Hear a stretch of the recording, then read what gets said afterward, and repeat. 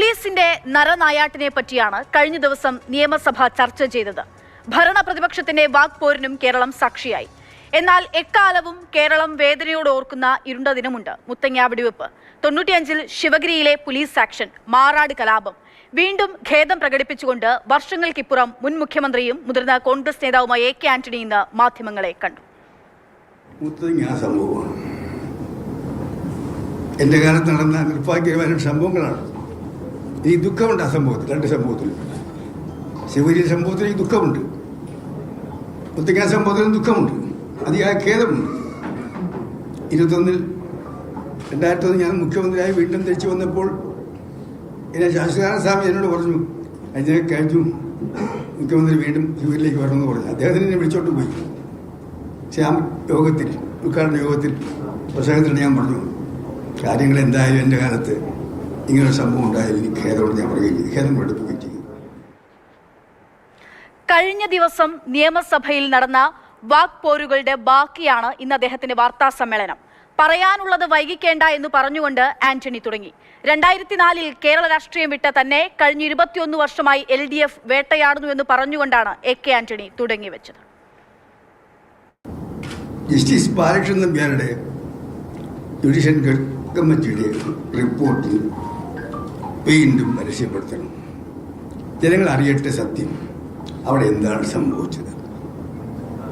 ഇന്നലെ LDF അംഗങ്ങൾ അസംബ്ലിയിൽ പ്രസംഗിച്ചതുപോലാണോ അതോ മറിച്ചാണോ സംഭവിച്ചത്? ആ റിപ്പോർട്ട് ഗവൺമെന്റ് കയ്യിലാണ്, എന്റെ കയ്യിലല്ല. കഴിഞ്ഞ 9 വർഷമായി ആകെ 144 പോലീസുകാരെയാണ് സേനയിൽ നിന്ന് പിരിച്ചുവിട്ടത്. രാജ്യത്ത് മറ്റെവിടെയെങ്കിലും ഇത്രയും കർക്കശമായ നടപടികൾ സ്വീകരിച്ച ഒരു സംസ്ഥാന ഗവൺമെന്റിനെ കാണാൻ കഴിയുമോ? ഈ പുതിയ സമീപനം അതേപോലെ ഉൾക്കൊള്ളാത്തവരുണ്ടാവും, പഴയതിന്റെ ഹാങ് ഓവറിൽ നിൽക്കുന്നവരുണ്ടാവും.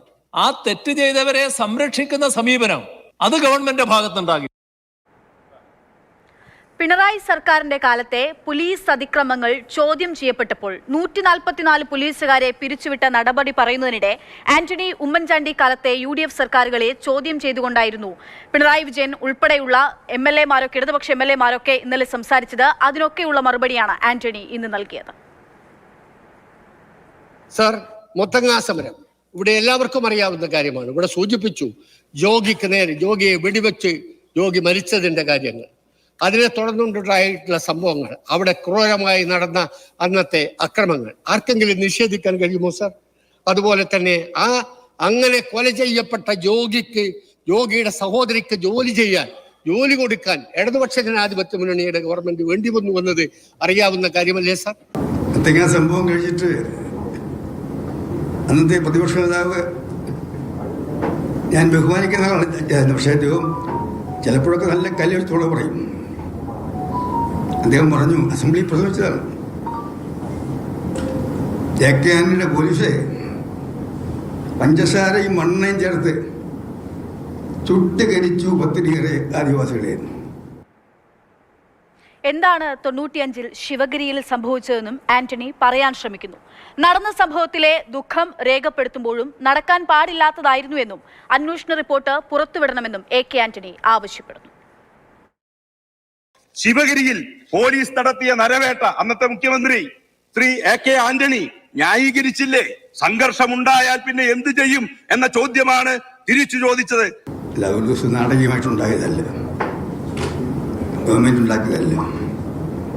അവിടെ ശിവഗിരിയിലെ സ്വാമിമാർ 2 ചേരിയായി തിരിച്ച് ഒരു വിഭാഗത്തിന് ഭൂരിപക്ഷം കിട്ടിയപ്പോൾ ജയിച്ചവരെ അധികാരം ഏൽപ്പിക്കാൻ മറുഭാഗം മടിച്ചപ്പോൾ ജയിച്ചവർ കോടതിയെ സമീപിച്ചപ്പോൾ കീഴ്ക്കോടതി മുതൽ ഹൈക്കോടതി വരെ പോയി കഴിഞ്ഞപ്പോൾ അവസാനം ഗവൺമെന്റിനെ കോടതി ഡയറക്ഷനായി വന്നപ്പോഴാണ് നിയമവാഴ്ച നടപ്പാക്കാൻ ബാധ്യതയുള്ള ഗവൺമെന്റ് പോലീസോട് ഇടപെട്ടത്.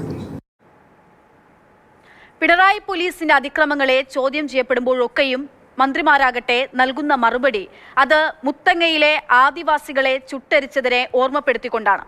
അങ്ങനെ മറുപടി നൽകുന്ന LDF ഗവൺമെന്റ് ആദിവാസികൾക്ക് ഭൂമി നൽകുന്നതിൽ എന്തു പങ്കുവഹിച്ചു, എന്തു ചെയ്തു എന്നുള്ള ചോദ്യം കൂടി എ കെ ആന്റണി പറഞ്ഞു വെക്കുന്നു. കേരളത്തിൽ ഏറ്റവും വലിയ പോലീസ് നരനായിട്ട് നടന്നതിന് വേണ്ടി നേതൃത്വം കൊടുത്ത UDF-ഉം കോൺഗ്രസുമാണ്. മുത്തങ്ങയിൽ നടന്ന പോലുള്ള സംഭവം ഉണ്ടായിട്ടുണ്ടോ കേരളത്തിൽ? അങ്ങനെ വല്ല സംഭവം ഇപ്പോൾ നടക്കുന്നുണ്ടോ? ശിവഗിരിയിൽ നടന്ന പോലുള്ള സംഭവം വല്ല നടക്കുന്നുണ്ടോ? അടിയന്തരാവസ്ഥ കാലഘട്ടത്തിൽ നടന്ന പോലെ സംഭവങ്ങൾ വല്ല നടത്തിയിട്ടുണ്ടോ? ആദിവാസികൾ കേരളത്തിൽ ഏറ്റവും കൂടുതൽ ഭൂമി കൊടുത്ത ഞാനാണ്. ഞാൻ മുഖ്യമന്ത്രി. കണ്ണൂർ ജില്ലയിൽ ആലക്കോട് എസ്റ്റേറ്റ് ഉൾപ്പെടെ, വയനാട്ടിലെ സുഗന്ധഗിരി ഉൾപ്പെടെ, പേരാമ്പ്ര എസ്റ്റേറ്റ് ഉൾപ്പെടെ. മുഖ്യമന്ത്രി പിണറായി വിജയന് മറുപടിയുമായാണ് മുൻ മുഖ്യമന്ത്രി AK ആന്റണി ഇന്ന് രംഗത്തെത്തിയത്. പോലീസിനെ സ്വന്തം താൽപര്യത്തിന് ഉപയോഗിക്കുന്നത് കോൺഗ്രസ് ആണെന്നായിരുന്നു ഇന്നലെ മുഖ്യമന്ത്രി നിയമസഭയിൽ ആരോപിച്ചത്. നിങ്ങൾ നിങ്ങളുടേതായ താല്പര്യ സംരക്ഷണത്തിന് വേണ്ടി പോലീസിനെയും പോലീസ് ഉദ്യോഗസ്ഥരെയും ഉപയോഗിക്കുകയായിരുന്നു. ഇവിടെ അതിൻ്റെ ഒരുപാട് ഉദാഹരണങ്ങൾ എടുത്തു പറഞ്ഞു. ഏതെല്ലാം തരത്തിലുള്ള ഇടപെടലുകളാണ് നടത്തിയത് എന്നത്. അതിന്റെ ഭാഗമായിട്ടുള്ള ചേരിപിടുത്തത്തിന്റെയും മത്സരത്തിന്റെയും കഥകൾ പറഞ്ഞു. അപ്പൊ നിങ്ങൾക്ക് അവരെ സംരക്ഷിക്കേണ്ടതുണ്ടായിരുന്നു. അവരെ പലതരത്തിലും ഉപയോഗിക്കുകയായിരുന്നു.